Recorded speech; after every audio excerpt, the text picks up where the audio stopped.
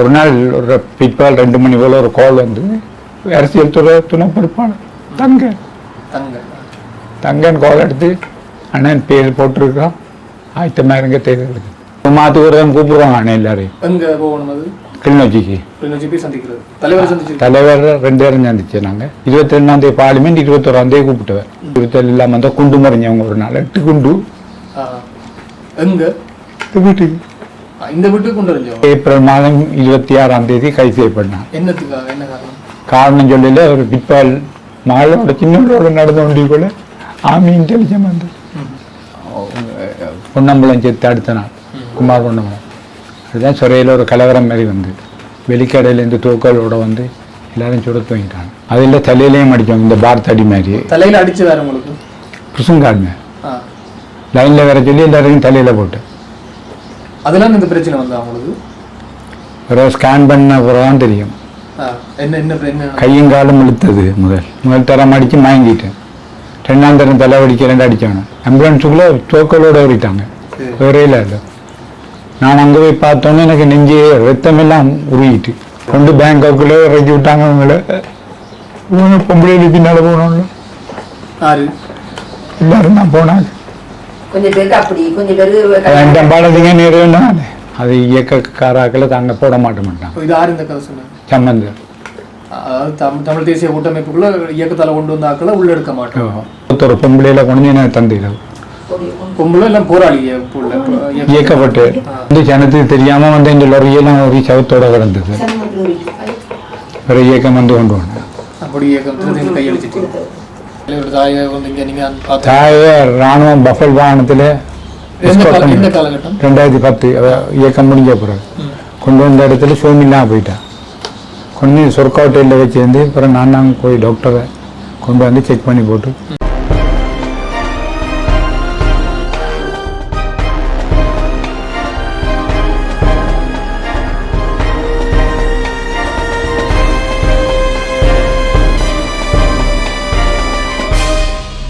உறவுகளுக்கு வணக்கம். இன்றைக்கு பார்த்தீங்கன்னா மிக முக்கியமான ஒரு அரசியல்வாதி, அதுவும் தமிழ் தேசிய பரப்பிலே, அதுவும் தலைவர் பிரபாகரன் அவர்களால் தெரிந்தெடுக்கப்பட்ட ஒரு அரசியல்வாதி ஒருவர் தான் நாங்கள் சந்திக்க போறோம். அவருடைய வயது மூப்பின் காரணம் அவர் தன்னுடைய காலகட்டங்களில் இடம்பெற்ற பல விடயங்கள் சார்ந்து இன்று எங்களோடு பல விடயங்களை பகிர்ந்து கொள்ள போகின்றார்.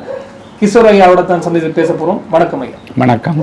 வணக்கம். இன்றைக்கு நாங்கள் நிறைய, அதாவது இதுக்கு முன்னர் கனகரட்னம் ஐயான்னு சொல்லி முன்னாள் நாடாளுமன்ற உறுப்பினர் சந்திச்சு பேசியிருந்தாங்க. நிறைய விஷயங்கள் உங்களை பற்றியும் பகிர்ந்து கொண்டவர்.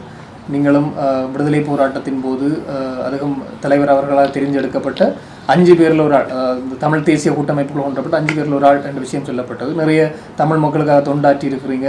அதுவும் யுத்தம் இடம்பெறுகின்ற போது களத்தில் நின்றிருக்கிற விஷயங்களும் கேள்விப்பட்ட நாங்கள் உங்களுடைய ஆரம்பகால வாழ்க்கையை பற்றி நாங்கள் தெரிஞ்சு கொள்ள விரும்புகிறோம். பாடசாலையிலிருந்தா பாடசாலை பருவத்தில் நான் மட்டக்களப்பை பூர்வீகமாக கொண்டான். 85ஆம் ஆண்டு எனது மச்சாலை திருமணம் செய்த பின்பு வவுனியாவில் வந்திருந்தான். அதன் பின்பு செஞ்சிலுவை சங்கத்தில் சேர்ந்து சேவை செய்தான். சம்பளத்துக்கு இல்லை, சேவை தொண்டு. அதன் போது பப்ளிசிட்டி ஆகி உடலில் கொண்டு வர நிலை வந்த காரணம் என்னென்னா, சின்ன ஐசிஆர்சி சதையில் தான் அது. அவங்க சென்னை நான் புழுத்த உடலை கொண்டு போயிடாட்டி இவங்க என்ன கொண்டு வர சொல்கிறேன். உடல் என்றால் நான் போராளிகள் உடல்களா? சண்டை நடந்து அதில் பிரச்சனைப்பட்டு ராணுவத்தில் இங்கேருந்து அங்காள நெஞ்சால கொண்டாட போராளிகள் நெஞ்சால பட்டதை கொண்டு அங்காள கொடுக்குறோம். இந்த பக்கம் போராளிகள் செத்தால் விடுதலை புலிகள்கிட்டையும், ராணுவம் செத்தால் விடுதலை புலிகள்கிட்ட வாங்கி ராணுவத்திலையும் உடல் ஒப்படைக்கும். இதில் எப்படியான சவால்கள் இருந்தது உங்களுக்கு? சவால் உண்டு. இப்போ இதுக்குள்ள ஒரு பிரச்சனை வந்திருக்கும் தானே? இப்போ 2 பக்கம் நீங்கள் இருக்கிறீங்க, உங்களுக்கு ஒரு அழுத்தம் வந்திருக்கும் தானே ராணுவத்தாலோ அல்லது? 2 பேராலும் அழுத்தம் இருக்கே இல்லை, நட்பாக தான் இருந்தவங்க 2 பேரும். நான் அது கேட்டுமே நடந்து விடுறேன் அவங்களோட. நடந்து விடுறோம். விடுதலை புலிகளோட எப்படியான தொடர்புகள் இருந்தது? விடுதலை இந்த பொடி கொண்டு வரலாம் பழக்கம் வந்தது. பழக்கம். மற்றபடி நேரடியாக அவங்களோட இணைஞ்சு செயற்படு இயக்கத்தில் சேரல. நான் மரண விசாரணை அதிகாரியாக இருந்திருக்கிறீங்க. அது நீதி அமைச்சால கேட்டு போய் செலக்ட் பண்ணப்பட்டேன். அது தொண்டு நிறுவனத்தில் இருந்ததால, செஞ்சிலுவை சங்கத்தில் இருந்தது. அதுக்கு முதல்ல நான் மரண விசாரணை 91ஆம் ஆண்டு இன்டர்வியூ வச்சு போய் எடுபட்டேன். இப்பயும் அதில் செயற்படுறீங்களா? செயற்படுறேன். கொஞ்சம் சோமில்லாத காரணத்தினால போகிறதில்லை. சரி, என்னென்றால் இந்த விடுதலை, நீங்கள் இந்த மரண விசாரணை அதிகாரி ஒரு தொண்டு நிறுவனத்தில் செஞ்சிலுவை சங்கத்தில் இருந்த மிக முக்கியமான பொறுப்பில் இருந்த நீங்கள் எப்படி நீங்கள் அரசியலுக்குள்ளே போகிறதுக்கு காரணம் என்ன? இந்த சேவை நடந்ததை பார்த்து துணிவாக செய்ததை பார்த்து இயக்கம் 2004ஆம் ஆண்டு சீட் கொடுக்கக்குள்ள நேம் போட்டவங்க. அது என்னென்று தொடர்பு வந்து இப்போ உங்களுக்கு தெரிய வரும்னு சொன்னா சரி, நீங்கள் செயற்பாடுகள் தெரிய வருது, உங்களோட தொடர்பு கொண்டதா அந்த நேரம்? ஒரு நாள் ஒரு பிற்பால் 2 மணி போல் ஒரு கால் வந்து அரசியல் துறை துணை பொறுப்பாளர் தங்கன் கால் எடுத்து அண்ணன் பேர் போட்டிருக்கோம், ஆயத்தமாக இருங்க தேர்தலுக்கு என்னவர். அதுக்கு பிறகு இங்கேருந்து உள்ளுக்கு வன்னிக்குள்ளே போயிட்டீங்க அப்படியா? இல்லை, இங்கே இருந்து கொண்டு தான் இது நாடாளுமன்ற உறுப்பினர் செயல்பட்டேன். அப்போ நீங்கள் விடுதலை கொழும்புகளும் போயில நான் இங்கே இருந்தேன். இங்கே இருந்தேன், பார்லிமெண்ட்டுக்கு மட்டும் போயிட்டு வந்துடுவேன். போயிட்டு வர அதுக்கப்புறம் சந்திக்க போயிருப்பீங்க எப்படியும் உங்களை ஒரு மாதத்துக்கு ஒரு தான் கூப்பிடுவாங்க அண்ணன் எல்லாரையும். எங்கே போகணும்? அது கிளிநொச்சிக்கு போய் சந்திக்கிறது. தலைவர் சந்திச்சு தலைவர் 2 பேரும் சந்திச்சு நாங்கள் நேரில் கண்டதாக வச்சுருக்கீங்களா? ஓ, தலைவர் ஒரு இந்த எங்களோட இந்த கிளைமோரில் அடிபட்டு சிவனேசன் அவர் உடலை பார்க்க வந்து என் கண்டு நாங்கள் கதைக்கையில் எம்பிஆர் செலக்ட் பண்ணப்பட்டோன்னா 20ஆம் தேதி 22ஆம் தேதி பார்லிமெண்ட் 21ஆம் தேதி கூப்பிட்டுவார் எல்லாரையும் போய் கூப்பிட்டு அரசியல் துறையில் சந்திச்சினாங்க. எப்படியான விஷயங்கள் உங்களுக்கு சொல்லப்பட்ட அரசியல் துறையில் நீங்கள் என்ன செய்யணும் அப்படியான ஒன்றும் சொல்லல, ஒன்றும் அப்படியும் சொல்லல. ஒரு ஆக்கள் அவங்க தனியாக ஒரு ஆக்களோட தேவைண்டா கேட்பாங்க. மற்றபடி குழுவாக கூப்பிட்டோன்னு சொல்லல, குழுவாக கூப்பிட்டு ஒன்றும் கேட்குறது. உங்களோட 6 புலிகளால் தெரிஞ்செடுக்கப்பட்டாங்க. நான் உண்டு, கனரன் எம்பி உண்டு, பத்மினி, கஜேந்திரன், அடுத்து அந்த சிவனேசன் ஐயா. இப்போ இந்த 5 பேரும் தான் புலிகளால். மற்ற ஆக்கள் இப்போ நீங்கள் புலிகளால் தெரிஞ்செடுக்கப்பட்டு தமிழ் தேசிய கூட்டமைப்புக்குள்ள போகும்போது ஏற்கனவே அரசியல் இருந்த ஆக்கள் இருந்திருக்கணும், அவைகளோட எப்படியான தொடர்புகள் இருந்தது? கொஞ்சம் நார்மலாக தொடர்பு இருந்தது. என்ன எல்லாரும் தெரியும், நான் எல்லாரோடையும் நல்லா பழகுவேன். அந்த தொடர்பில் இந்த வழியே அரசியல் என்று இருக்கல வர அரசியலில். சரி, இந்த 2004 தொடக்கம் 2010 வரைக்கும் ஒரு நாடாளுமன்ற உறுப்பினராக இருக்கிறீங்க. என்னென்ன விஷயங்கள் நீங்கள் நீங்கள் அது செய்யும்போது உங்களுக்கு எப்படியான அழுத்தங்கள் வந்தது? உயிராபத்து வந்திருக்கும், உங்களுக்கு அச்சுறுத்தல் வந்திருக்கும், என்ன மாதிரியான அழுத்தங்கள் வந்தது? அதெல்லாம் வந்து ராசா அச்சுறுத்தல் எல்லாம் வந்து குண்டு மறைஞ்சவங்க ஒரு நாள் 8 குண்டு எங்க வீட்டுக்கு, இந்த வீட்டுக்கு கொண்டு அறிஞ்சாரு. அதை கேட்க போகிறீங்களா? அது பிக்கிறேன். பக்கத்தில் இருந்து ஆக்களை போட்டான் அறிஞ்சவங்க, அதால் ஆமியோட வந்து அறிஞ்சவங்க கோயில் வளவுக்குள்ளேருந்து. என்ற நல்ல காலம் நான் பின்னால் வீடு கட்டினோடையே தப்பிட்டேன். ஒரு ஆமி வந்தது உடனே ஆமியும் பொலிச்சும் வந்து நாங்கள் அந்த சூப்பர் மார்க்கெட் பக்கத்தில் இருக்கிற அருந்ததி ஹால் அதுக்குள்ளே 4 குண்டு வெடிக்காமல் இருக்குன்னு வெடிக்க வைக்கவங்க. அப்போ உங்களுக்கு சரியான அச்சுறுத்தலுக்கு மத்தியில் நீங்கள் இந்த ஒரு அரசியல்வாதி ஒரு பாராளுமன்ற உறுப்பினர் செயற்பட்டிருக்கீங்க. இதே அழுத்தம் தென்னிலங்கையில் அதாவது சிங்கள பக்கங்கள்லேயும் இருந்ததா? இல்லை. கனகரட்னம் ஐயாவை நாங்கள் சந்திச்சு கதைக்கும் போது விஷயம் சொன்னவர்னா, தான் கைது செய்யப்பட்டு சிறையில் இருக்கும்போது தன்னை வந்து சந்தித்த ஒரே ஆள் நீங்கள் தான். இருவருக்கும் இடையிலான எப்படியான நட்பு இருந்தது? நார்மலான நட்பு. ஒரு ஆள் பிடிபட்டு இருக்கக்குள்ள கஷ்டத்துலேயே போய் பார்க்கத்தானோ, நல்லா இருக்கக்குள்ள எல்லாரும் பார்ப்பாங்க. இப்போ நான் ஜனாதிபதிகிட்டையும் பஸ்ஸிட்டையும் சொல்லி போட்டு போய் 4ஆம் ஆண்டில் பார்த்தேன். எனக்கு எஸ்எஸ்பி ஆக்களை தெரியும், அப்போ போய் சந்தித்தேன். நீங்களும் கைது செய்யப்பட்டீங்களா? நான் 99ஆம் ஆண்டு ஏப்ரல் மாதம் 26ஆம் தேதி கைது செய்யப்பட்டேன். என்னத்துக்காக? என்ன காரணம்? காரணம் சொல்லல, ஒரு பிற்பால் மகளோட சின்னோட நடந்து கொண்டிருக்கல ஆர்மி இன்டெலிஜென்ஸ் வந்து கேம்புக்கு வர சொன்னா நான் நாளே வரேன்ட்டேன். இல்லை இப்போ வரணும். அப்போ நான் சொன்னால் அரெஸ்ட் பண்ணிட்டு போகணும். இப்போ துண்டு அரெஸ்ட் பண்ணுறேன், துண்டு வந்து போட்டு கொண்டு போகணும். இந்த எத்தனையாம் ஆண்டு கைது செய்யப்பட்டு? 99ஆம் ஆண்டு ஏப்ரல் மாதம் 16ஆம் தேதி. அது ரெட் கிராஸ்ல இருந்த காரணத்துக்காக கைது செஞ்சு வச்சாங்க? இல்லை, என்னுடைய சாரதி ஒருவன் நான் கொண்டு பழைய தலைவர் கொண்டு போட்டுவேன். மார்க்காண்டியர் இயக்கத்தில் விடுதலைக்கு இல்லை, இபிஆர்ல பழைய இபிஆர்ல. அவர் என்ன நடந்தது? அவர் கொண்டு அவனை சேர்த்த சொந்தக்காரன் டிரைவரா. இவனை நான் அங்கால தான் என்னை எடுத்து இங்கேருந்து போகிறது. அவள் போயிட்டு வந்த இடத்துல இவன் தண்ணி அடிக்கிறான். இவன் டெலோட நல்ல பழக்கம். அவங்களோட பிஸ்டல் எடுத்து இடுப்பில் வச்சுட்டு ஆமி இருந்தது தெரியாது பெட்ரோல் ஷெட்டில், இந்த ஆஸ்பத்திரி கிட்ட இருக்க பெட்ரோல் துவக்க காட்டி வரையில் பெட்ரோல் அடிச்சு வானத்துக்கு. அதுக்கு உங்களுக்கு கைது செய்தாங்க. அப்போ இரவு இவரை போய் யாருன்னு தெரியாமல் தூக்கிட்டாங்க. தூக்குனா ஆள் யாருன்றது. அப்புறம் நான் காய்ச்சி ஆமிட்டான் இருக்குன்ட்டு முடிவு எடுத்துட்டேன். ஆமிட்டாக இருக்குது. பிறகு அவன்கிட்ட வாக்குமூலத்தை வச்சு என்ன தூக்கணும். உங்களுக்கு டிரைவராக இருக்கிற காரணத்துக்காக உங்களுக்கு என்னைக்கு டிரைவர் இல்லை, அது ஆஃபீஸ் டிரைவர். அவனை வச்சு இயக்கத்திட்ட போனேன். நான் இயக்கத்தை போகத்தானே வேணும், அவனை பாஸ் எடுக்கிறேன்ட்டான். நான் போய் காய்ச்சி தான் அது புலாண்டி இல்லையே. அப்போ அதை வச்சவங்க வச்சு பிறகு பக்கண்டு கொழும்புக்கு அனுப்பி பயங்கர புலனாய்ப்பு இருக்குது. பிறகு டிஃபென்ஸ் செக்ரட்டரி கோர்ட்ஸுக்கு கொண்டு வாம கோர்ட்ஸுக்கு கொண்டு நான் பெயில் எடுத்துருன்ட்டு டிஃபென்ஸ் செக்ரட்டரி ஆர்டரோட களத்துறையை கொண்டே விட்டோம். 16 மாதம் என்ன உள்ளே இருந்தீங்க. சிறையில் இருக்கும்போது எப்படியான அழுத்தங்கள் என்ன நடந்த? சிறையில் என்ன எப்படி இருந்தது சிறை? சிறை நல்ல இடம், ஆனால் அங்கே ஆக்களோட இருக்கிற கஷ்டம். சிங்களாக்களா? தமிழ் ஆக்களோட. என்ன நடந்தது? அரசியல் கைதிகள் எல்லாரையும் தனியாக வச்சுருந்தேன். நீங்களும் அதுக்குள்ளே இருந்தீங்க அரசியல் கைதியா? அதுக்குள்ளே வச்சுருந்தோம். எங்கள் ஆக்கள் தெரிந்தானே அட்டாசாங்க. அதில் ஒரு நாள் பொன்னம்பலம் சேர்த்து அடுத்த நாள் குமார் பொன்னம்பலம் அதுதான் சிறையில் ஒரு கலவரம் மாதிரி வந்து வெளிக்கடையிலேருந்து தூக்கலோட வந்து எல்லாரும் சுட தூங்கிட்டாங்க. இது சுட்டதாரு பிரிசன் கார்டு மேலே. பிறகு களத்துறை நான் கூட படித்து தெரிய வந்து அவனால் வந்த இடத்துல இங்கே பொலிசில் இருந்த எஸ்ஐ ஒரு தான் என்ன காப்பாற்றிட்டான் வந்து, நீ என்ன இதுக்குள்ளே இருக்கிறான்.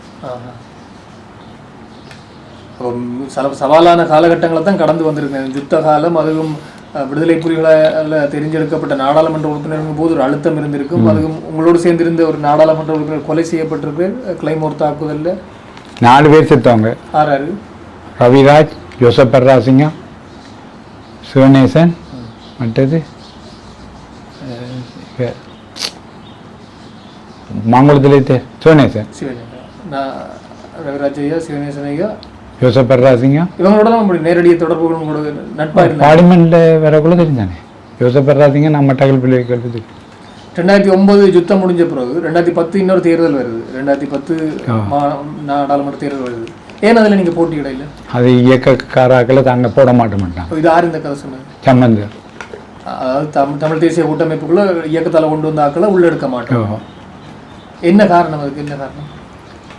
என்ன காரணம்னா அவங்கள முதல் ஒன்றும் செய்து கொள்ளல இயக்கத்துக்கு. இயக்கம் போடக்குள்ள ஒரே தங்களோட பழைய கூத்தை ஆட வலிக்கிட்டோம். அதாவது இயக்கம் போட்டாக்கள் இருந்தால் தங்களோட கூத்து காட்டையில் ஆடல. அப்போ நீங்கள் ஒருத்தர் எதிர்த்து கேட்க இல்லையா? நீங்கள் எதிர்த்து கேட்குறவங்களை கூட்டத்துக்கு கூப்பிட்டாதானே. அப்போ இப்போ நடக்கிற கூத்து அப்போ நடந்திருக்கு அப்படித்தான்?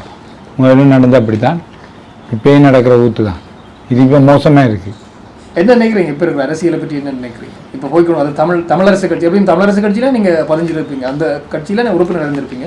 இல்லை, இயக்கம் போட்ட மாதிரியே இருந்தோம் நாங்கள். இல்லை, இயக்கம் உள்ளே கொண்டு வந்திருந்தாலும் ஏதோ ஒரு கட்சியில் உறுப்பினர் இருந்திருக்கும் தானே? இல்லை இல்லை, அப்படி இல்லை.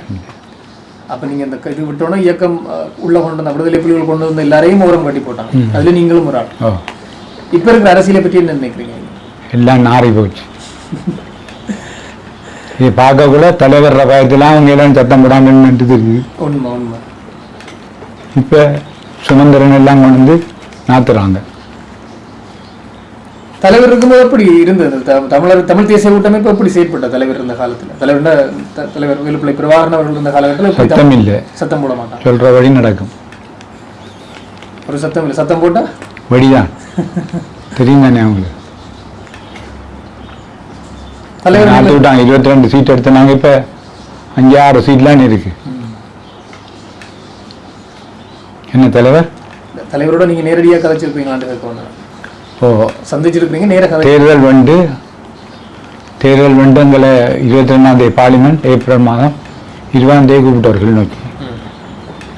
அப்போ உண்டாயிருந்து சாப்பிட்டு நாங்கள் அப்போதான் எல்லா நாடாளுமன்ற உறுப்பினரும் வந்திருப்போம்.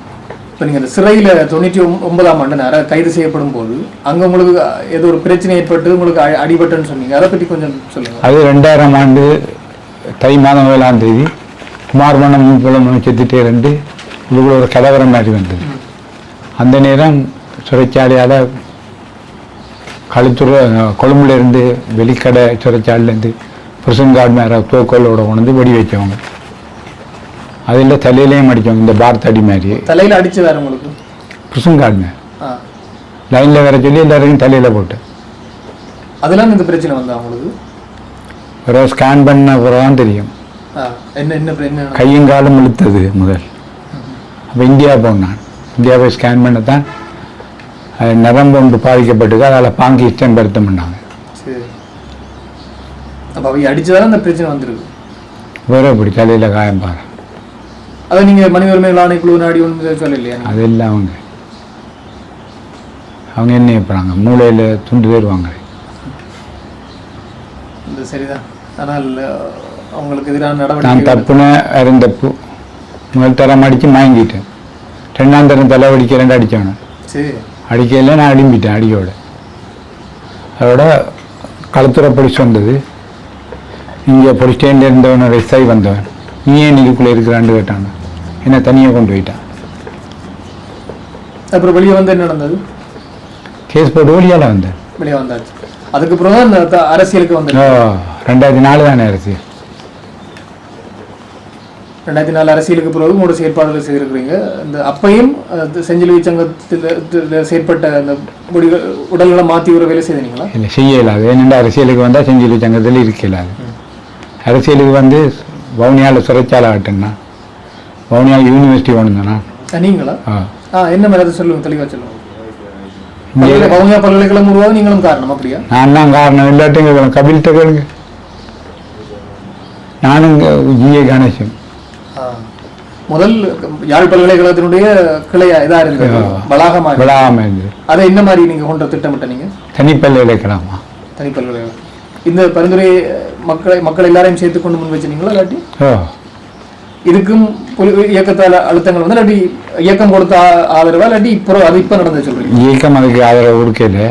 அவங்களோட நான் இதை பற்றி காய்க்கல, சரி விரும்ப மாட்டாங்கன்ட்டு சிறைச்சாலை கொண்டு வர்றதுக்கும் வேணாமண்டவங்க அரசியல் இதால்.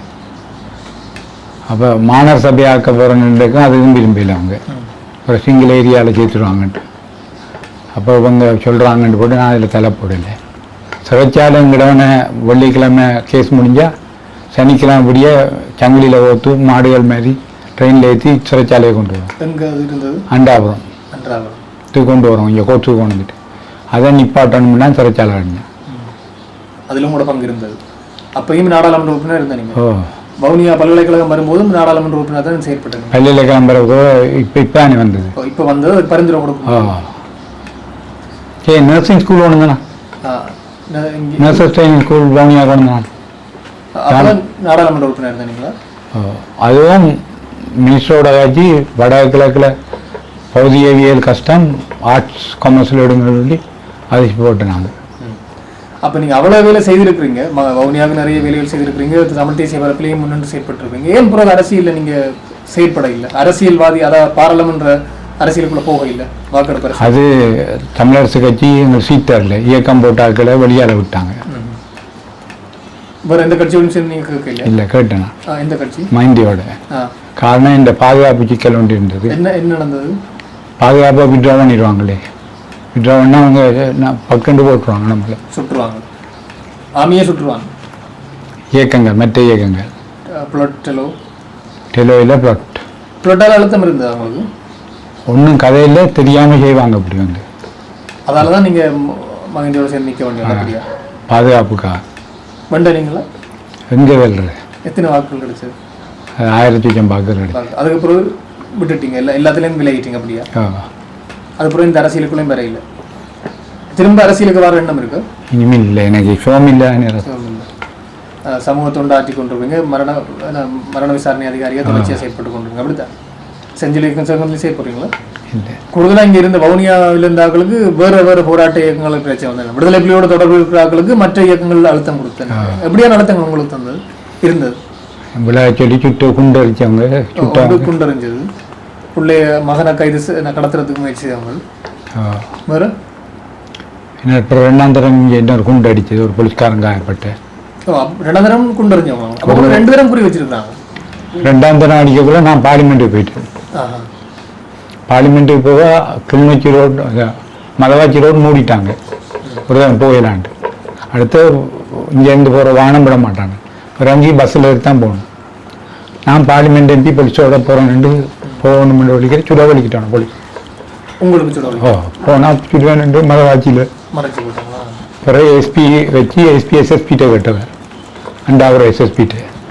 அவர் உடனே பார்லிமெண்ட்டுக்கு போகிற ஆள் நிப்பாட்டே இல்லை, வாகனத்தை வேணும்னா செக் பண்ணி போட்டு அனுப்பிட்டு இவங்க நினைச்சாங்க நான் செக் பண்ண விட மாட்டேன். நான் சொன்னேன் உங்களோட போலீஸ் தான் நிற்கி வந்து செக் பண்ணுங்க. செக் பண்ணி போட்டு அனுப்பிட்டாங்க. போவோம் வாங்கி அங்கே கேட்டவர் பார்லிமெண்ட்டில். உன்னை விட மாட்டேன் நான் சொன்ன போக மாட்டேன். அது அவருக்கு அங்கே தகவல் போயிட்டப்போ சொல்லத்தானே வேணும். வேறு எப்படியான அடுத்த பிரச்சனைகள் வந்து அவங்களுக்கு வேறு பெருசாக பிரச்சனை நான் எல்லாரோடையும் இல்லா பலான்னு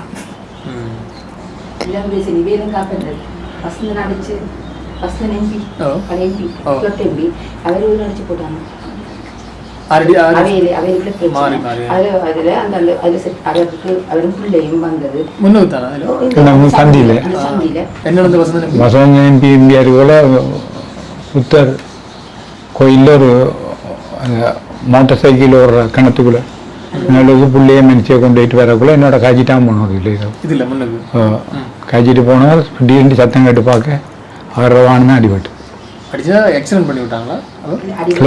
கிளைமோர் அடிச்சு போய் நான் பார்க்க ஆள் ஸ்டியரிங்கில் இருக்கிற புள்ள மூளையால் தலையால் மூளை வருது. 2 பேரும் சரி வேலை செய்ததாரு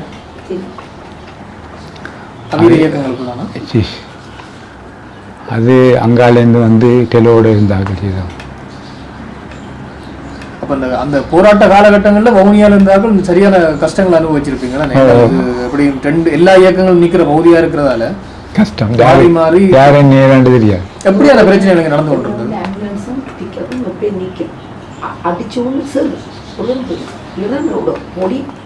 கொஞ்சம் சம்பவங்கள் சொல்லுங்களா? என்ன மாதிரி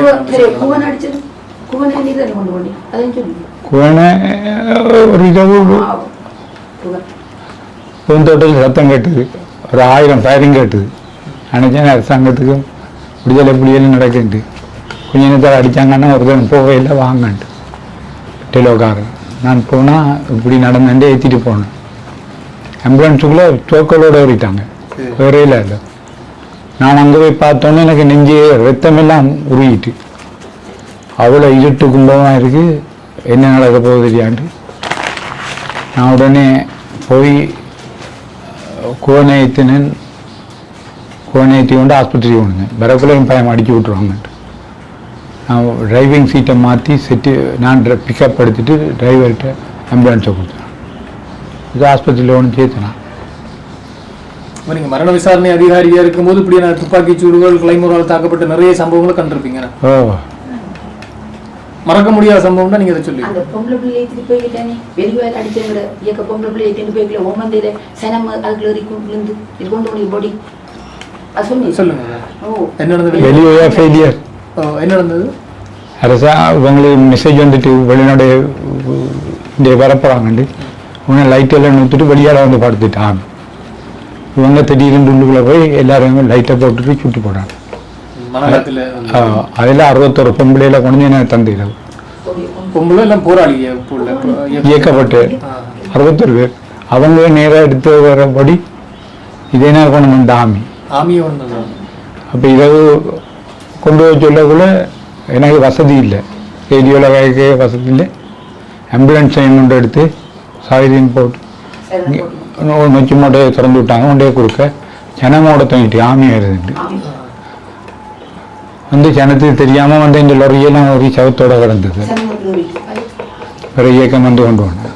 அப்படி இயக்கம் கையெழுச்சிட்டு அனௌன்ஸ் பண்ணது ஆமி உடனடியாக எல்லாரும் ஒழிக்கிறோம், ஊரை விட்டு ஒழிக்கிறோம். இந்த மூத்த மகன் கைக்குழந்தை தூக்கி கொண்டு வந்து குளத்துக்கால் ஒன்று அது ஆக்கள் பின்னால் சுட்டு கொண்டு வந்தோம் ஆமி. அவருக்கு குளத்துக்குள்ள செத்து வாங்கி நான் முன்பக்கத்தில் கொஞ்சம் பேர் நொச்சியோட பாலத்துக்கு அடியில் நின்று அவங்களோட ஓமந்தைக்கு போய் சமாதான காலம் இருக்குது 2001 தொடக்கம். என்ன மாதிரி இருந்தது இங்கே வவுனியாவில்? பிரச்சனை இல்லாமல் இருந்தது. அந்த சமாதான காலம் தான் இயக்கத்தை இப்படி உடைச்சது. விளையாட்டு அவங்களோட திட்டம் தான் இயக்கத்தை உடைச்சி இவ்வளோ பழைய காரணம். என்ன எப்படியான வேலையில் செய்திருப்பாங்க? நீங்க அரசியல்வாதியாக இருந்தீங்க, அப்போ எப்படியான வேலையில் செய்து கொண்டு பேங்காக்குள்ளே இறக்கி விட்டாங்க. அவங்கள பொம்பளை பின்னால் போனோம்ல யாரு எல்லாரும் தான் போனாங்க. கொஞ்சம் பேருக்கு அப்படி கொஞ்சம் பேருக்கு என் பாலதிங்க நேரம் நீங்களா என் பாலதிங்க சொன்னாங்க என்ன நடந்தாங்க.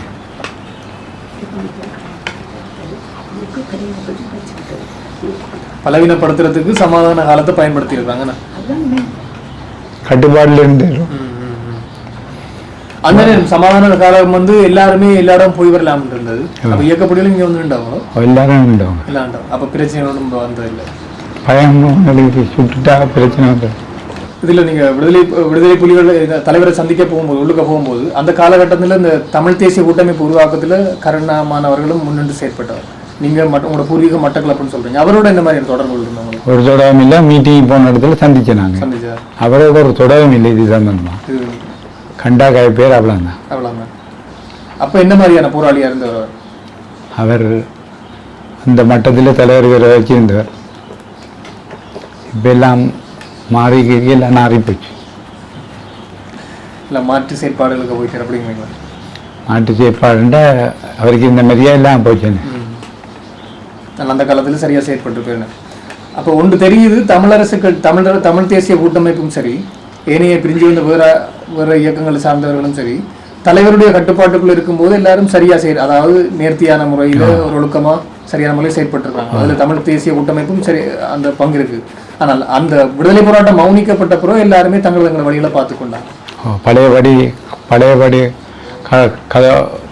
கதவை தொடரின மாதிரி தங்களோட விருப்பம் எல்லாரும். நீங்க என்ன நினைக்கிறீங்க? தலைவருடைய கட்டுப்பாட்டுக்குள்ள அந்த அவருடைய பேச்சை கேட்டு அல்லது நடந்து கொண்டது தமிழ் தேசிய கூட்டமைப்பு சரின்னு நினைக்கிறீங்களா? இல்லாட்டி இப்ப தான் தோன்றித்தனமா எதுவுமே அப்படித்தான் இருக்கணும் முந்திய மேல் தான்.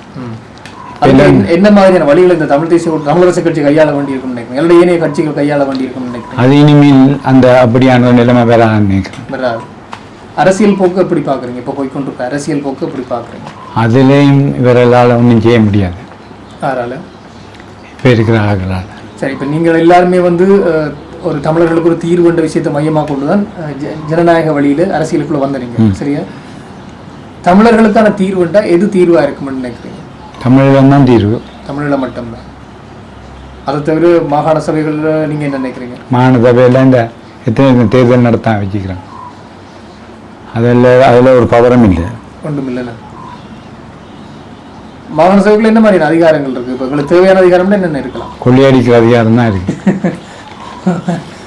மற்றபடி எங்களுக்கு தேவையான அதிகாரங்கள் ஒன்றும் இல்லை. இயக்கத்தோட காலத்தில் இருந்தாக்கள் இப்போ எல்லாரும் தேர்தல் இருக்கிறாங்க. ஆடவழி கட்டணும். இயக்கத்தோட மிக நெருக்கமாக இருந்து செயற்பட்ட நீங்க கனகரட்னம் ஐயா போல ஆக்கள்லாம் அமைதியா இருக்க, அந்த காலம் இல்லாத ஆக்கள் இப்போ வந்து பெருசாக ஆடுங்க. அடுத்த கேள்வி ஒன்று சொன்னால், நீங்க அரசியல்வாதியாக இருந்த காலத்துல இறுதிக்கட்ட போர் நடந்தது 2009ஆம் ஆண்டு இறுதிக்கட்ட போர். அப்போ இந்த இறுதிக்கட்ட போர் உச்சம் தொடுகின்ற போது மக்கள் கொத்து கொத்தா கொண்டளிக்கப்பட்ட விடயம் இப்படி நடக்கும்போது ஏதாவது அங்கிருந்து மக்களுக்கு ஏதாவது செய்ய வேணும் என்ற ஒரு நோக்கம் உங்களுக்கு இருந்திருக்கத்தானே வேணும்? என்ன மாதிரியான வேலைகள் செய்த நீங்க அந்த நேரம்? மக்கள் அந்த நேரம் எல்லாத்தையும் இறுக்கிட்டாங்க அரசாங்கம். கதைக்கிற எல்லாம் கொஞ்சம் குறைச்சிட்டோம். நாங்கள் பார்லிமெண்ட்டுக்கு போகிறானே சிக்கல் வேறு மட்டும் குறைச்சிட்டோம். சிலாக்கள் எம்பிமார் வெளிநாட்டுக்கே போயிட்டாங்க. யார் யார் அப்படி வெளிநாடு போனாங்க? கனவேர் வருஷ கணக்கிலையும் இருந்துட்டு இங்கே சண்டை நடக்கும்போது வெளியே போகிறப்ப இங்கே இங்கே இருந்தேன். அப்போ உங்களை வெளிநாடு வர சொல்லி கேட்க இல்லையா? சொன்னவங்க வேற சொல்லி நான் போகல. அப்போ நீங்களும் கனகரட்னம் ஐயா அவர்களும் போகல? கனகரட்னம் ஐயா யுத்தத்துக்குள்ளே மாட்டுப்பட்டு, அவர் என்ன விட மோசமாக மாட்டுப்பட்டவர். நீங்கள் விட்டு வெளியே போக நினைக்கல? நான் கொண்டு பார்லிமெண்ட்டுக்கு போய் வரேன்னா என்னென்ன பார்லிமெண்ட்ல இது சம்பந்தமாக என்ன அழுத்தம் கொடுத்தீங்க? கொடுத்து நாங்கள் யுத்தத்தை நிறுத்த சொல்லி கொடுக்குற பேர் என்ன இல்லை. அதுக்கு அவங்க என்ன அவங்க தாங்க பிடிக்கிறோம் பிரயணத்தை நிப்பாட்டுறேன். சரி, யுத்தம் முடிஞ்ச பிறகு உங்களை நீங்கள் விடுதலை புலிகளால் தெரிவு செய்யப்பட்ட நாடாளுமன்ற உறுப்பினர் அடிப்படையில் உங்களுக்கு அழுத்தம் கொடுக்க இல்லையா? ஒரு வேகம் கொடுக்கல, ஒரு அழுத்தம் இல்லை. அதுவரை ஒன்று நடக்கல. ஆனால் அவர் கனகரட்னம் ஐயா அவர் கைது செய்தன்னு சொல்லி சொன்னாங்க. கைது செய்து அவர் என்ன பிரச்சனைட்டா, அவர் வந்துட்டேன்டா அவர் செக்ரட்டரி சபாநாதன் எனக்கு அடிச்சோன்னு இப்படி வந்துட்டே சொல்லி ஆமியோட காய்ச்சி அவரை வெளியால் எடுக்க சொல்லி அவர் சனத்தோடு வந்தவரானே.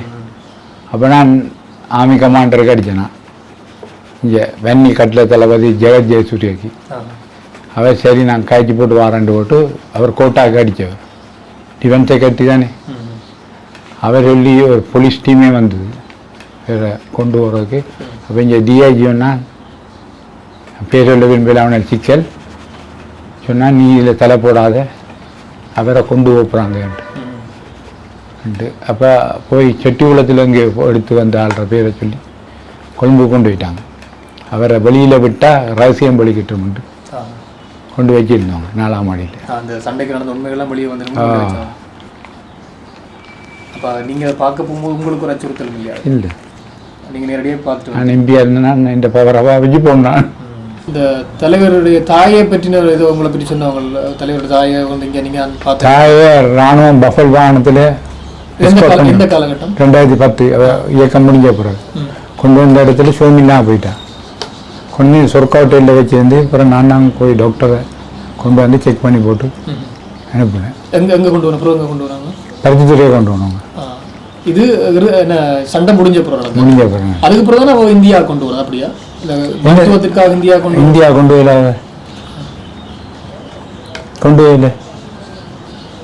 சரி, அப்போ வவுனியா தான் கொண்டு வந்துருக்காங்க. வவுனியாங்க கொண்டுல வர்ற வழியில் மெடிக்கல் செக்அப் பண்ணாலே அப்போ பருத்தித்துறையெல்லாம் போய் வைத்தது. எந்த இடத்துல நடந்தது? நீங்கள் எந்த இடத்துல கொண்டு டாக்டரை கூட்டிகிட்டு போனீங்க? இந்த இதில் சொர்க்கோட்டை முன்னுக்கு குறுக்க போகிற வவுனியா தானே?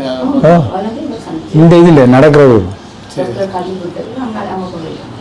ஆறாறு வந்த தலைவர் அம்மாவோட அம்மாவும் ஆமியும் ஆமிதான் கொண்டு. அப்போ அப்பா இருந்தவர் அந்த நேரம்? அப்பா செத்து போயிட்டு விட. இப்போ நிறைய விஷயங்கள் விமர்சனமாக வந்து கொண்டிருக்கிறேன்னு சொன்னால், இறுதி போரில் வந்து தலைவர் அவர்கள் இறந்து விட்டார் என்று ஒரு தரப்பு சொல்லுது.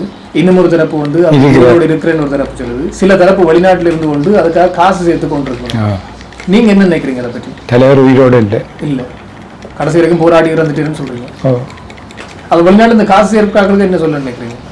அவங்க மக்களை ஏமாற்றி கொண்டு இழுத்து தங்களோட பாக்கெட்டை நிரப்புறதுக்கு செய்கிறாங்க. நீங்கள் அவரோட முந்தி நேரில் சந்திச்சதுன்ற அடிப்படையில் என்ன சொல்கிறீங்க? அவர் ஆள் இல்லை இப்போ இல்லைண்டா இப்போ 19 வருஷம் சும்மா இருக்குமா? அடுத்தது இன்னொன்று எனக்கு விருப்பம் இல்லை. இந்த போராளிகள் தரண்ட பண்ணது இராணுவத்திட்ட சைனட்டோட என்னங்க குப்பியை கடிச்சிக்கலாம். ஏன்னா நான் இங்கே வந்து முகாமில் இவ்வளோ தான் கிணத்து போயிருந்தேன். இந்த டெக்னிக் காலேஜ் விசாரணை நான் சரணடைஞ்ச போராளிகள் உங்கள்கிட்ட வந்தவங்களோ இல்லை, என்னட்ட வேற இல்லை. அங்கே கேம்பில் இருக்கக்குள்ள ஒரு கிணத்துக்குள்ளே வாங்கி சேர்த்துட்டான். விசாரணையை போனான். அப்போ இடையில நாங்கள் அண்ணன் வரக்குள்ள நீங்கள் அடிக்கடி வர வேண்டி வருமுண்டு. நாங்கள் என்ன நாங்களும் இப்படி தான் சாக மாட்டோம். உங்களுக்கு அண்ணன் சைனட் தந்துறனையும் கடிக்காமல் வந்து நீங்கள் போயிட்டு அதுக்கு என்ன சொன்னாங்க? அதுக்கு பதில் இல்லை. அப்போ நீங்கள் சொல்கிறீங்க தலைவர் உயிரோடு இல்லை தான், போராடி அவர் வந்துட்டு தேவையில்லாமல் விமர்சனங்கள் சொல்ல வேண்டாம். அதை பற்றி சும்மா வச்சு அவரை வச்சு ஏதோ வளர்த்து கொண்டு இருக்கக்கூடாது. அரசியலுக்காக நிறைய பேர் பயன்படுத்துக்கணும். ஆமாம், அவர் இருந்தால் இப்போ நாடு இப்படி இருக்காது. எப்படி இருந்திருக்கும்னு நினைக்கிறீங்க? திருப்பி ஒரு போராட்டம் எழும்பி இருக்கும். ஆனால் இதுக்கு இனிமேல் அதுக்கு சாத்தியம் இல்லை, சாத்தியப்பாடு இல்லை. நீங்கள் சொல்லுங்கள், அந்த காலம் நீங்கள் அவங்களோட இந்த தொடர்பை வச்சு கொண்டு இருக்கிறேன். அப்போ இருந்த கட்டுப்பாடுகளுக்கும் அப்போ இருந்த சில விஷயங்கள் சரியான கட்டுப்பாடு இருந்தது. இந்த போதைப் பொருள் இல்லை, குறிப்பாக பெண்களுக்கு எதிரான வன்முறைகள் சரியான குறைவாக இருந்தது. அப்போ இருக்க என்ன வித்தியாசம் எப்படி பார்க்குறீங்க நீங்கள்? ரெண்டு சரியான வித்தியாசம். போதைப் பொருள் பெண்களுக்கு வன்முறை எல்லாம் நடக்குது தானே. அப்போ இந்த மாதிரி தண்டனைகள் கொடுத்தவங்க படி தானே, உடனே கட்டி வச்சு சூடுதானே.